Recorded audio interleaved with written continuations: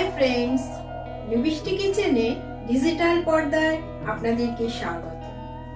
জনপ্রিয় হয়ে ওঠা এই চ্যানেলে আকর্ষণীয় সব রান্না ঘরে ঘরে ছড়িয়ে পড়েছে। আজকেও একটা শিখে নেবার মতো রান্না নিয়ে আসছেন রন্ধন শিল্পী।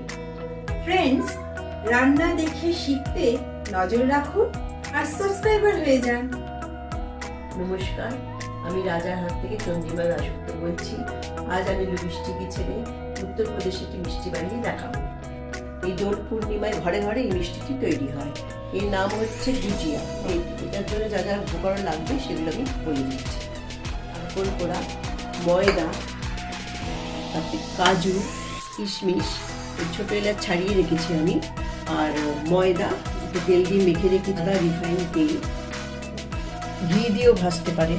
আর এটাতে লাগবে অল্প একটু গুড়টা বানানোর জন্য। আর এই ছাঁচ আছে, এর মধ্যে গুড়টা ভরে এই মিষ্টিটি বানাতে হবে। রান্নার পরবর্তী অংশে যাওয়ার আগে আপনাদের প্রত্যেককে জানিয়ে রাখি, রান্নার শখ থাকলে ও নতুন রান্না জানা থাকলে অবশ্যই আমাদের এই জনপ্রিয় প্ল্যাটফর্মে চলে আসুন। ফোন করুন 9874053588। গুড়টা আমি আমার আন্দাজ মতো নিয়ে নেব, বেশি লাগবে না, কারণ নারকেল করে একটাই আছে ছোট দেখে, তো সেই জন্য গুড়টা বেশি লাগবে না, অল্প করে ফ্লেমে রাখতে হবে। তারপরে পুরো ফ্লেমে রাখার পরে যখন গুড়টা একটু গলে আসবে, অল্প ফ্লেমে রেখে তারপরে নারকেল কোড়াটা দিতে হবে। নারকেল কোড়াটা যেরকম আমরা নারকেলের নাড়ু বানাই, ওরকম পাক দিতে হবে। পাক দেওয়ার সময় ওর মধ্যে কাজু, কিশমিশ, এলাইচিগুলো দিয়ে দিতে হবে।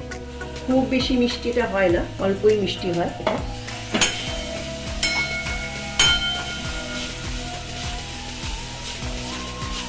এবার কম ফ্লেম করে দেবো, দিয়ে এটাকে নাড়ব।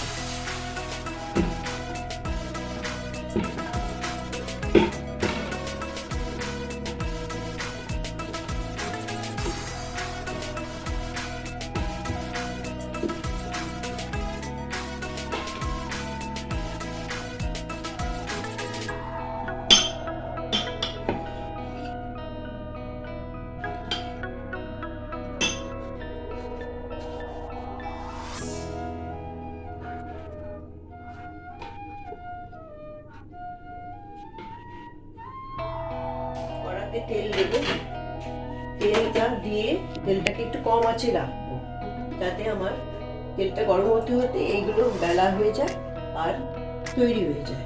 তাহলে তেলটা গরম হতে হতে আমার এগুলো তৈরিও হয়ে যাবে, আমি তখন ছাকা তেলে একদম ভাজতে শুরু করবো। ভুজিয়া আমার বেলা হয়ে গেছে, এবার ছাকা তেলে আমি এবার এগুলোকে আলতো হাতে উল্টে দেবো, ভাজবো। একটু লাল লাল ভাজা হবে।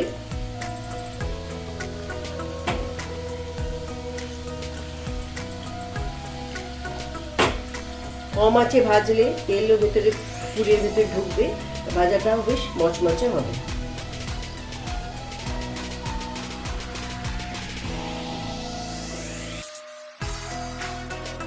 ভালো থাকুন, এই মিষ্টি বানিয়ে জানাবেন কেমন আপনাদের।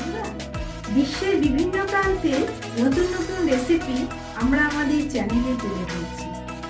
রেসিপি শিখতে সাবস্ক্রাইব করে দিন আর পরপর ভিডিও দেখতে থাকুন।